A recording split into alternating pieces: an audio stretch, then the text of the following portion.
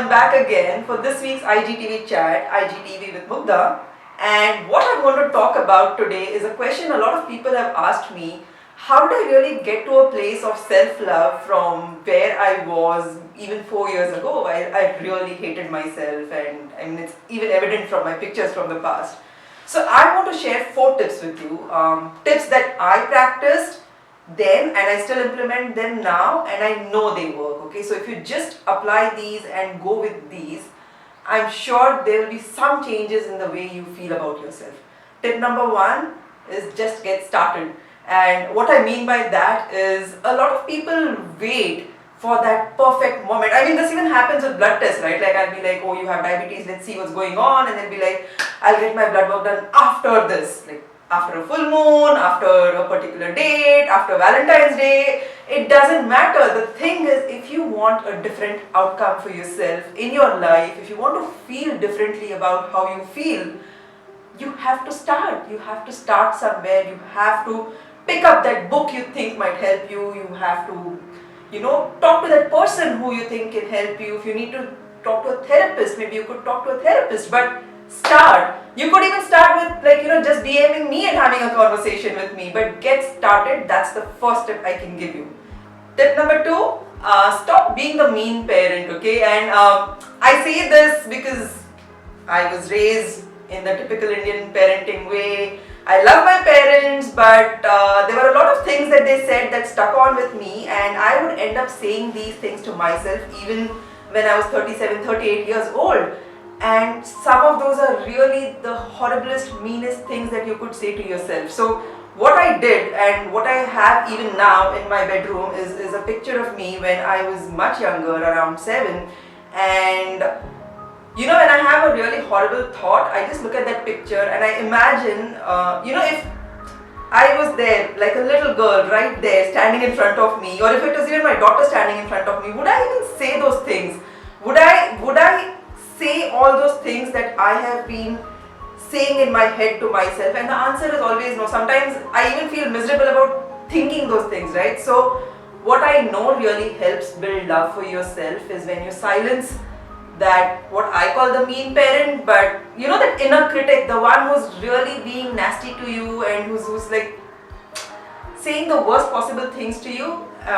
Silence that, make that go away, because you deserve a ton of love, you deserve a ton of gratitude, you deserve a ton of respect from first your own self. So start talking to yourself like you would talk to a 7-year-old version of yourself, and your conversation with you will change.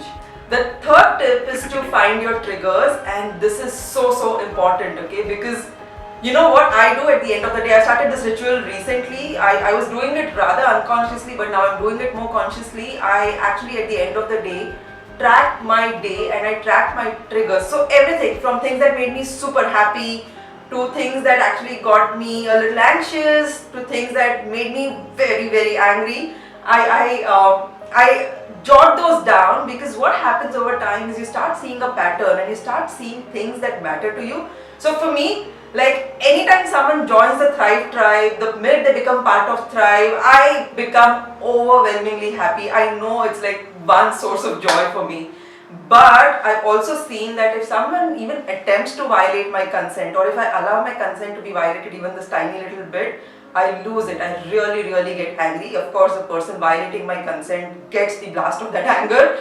But I have figured that out, that what makes me happy, what makes me angry, there's a pattern that starts emerging when you start tracking it. And the beauty of that is then you can start figuring out what are the things you want to work on, which are the areas you want to grow in, because everyone wants growth, right? Like it's so important that you keep learning and growing.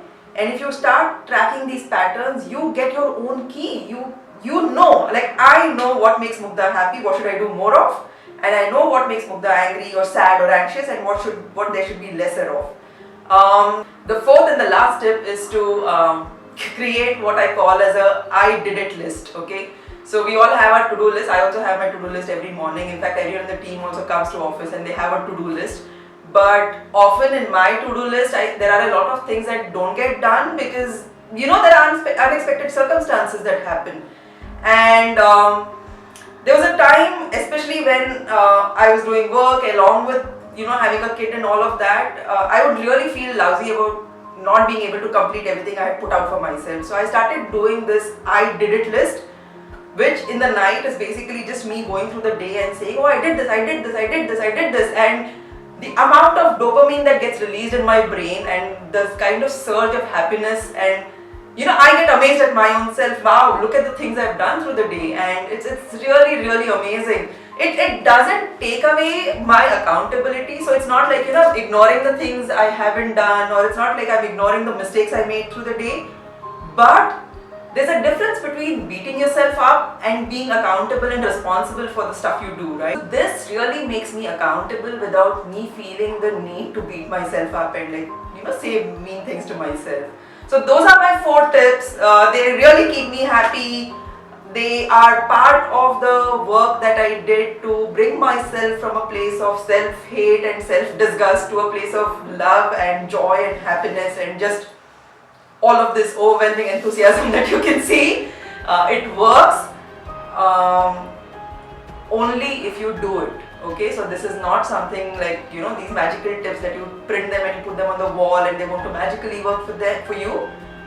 You really have to apply this. You really have to do this, because that's when you'll start seeing results. It's not like you eat broccoli one day and expect to lose weight the next day. It's only if you consistently eat healthier that you will actually see an outcome of good health at the end of 3 months, 6 months, whatever it may take. So do it.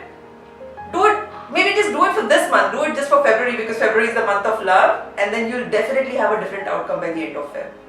Alright? So until I see you guys for my next IGTV, much love to you, and do this and let me know how it goes.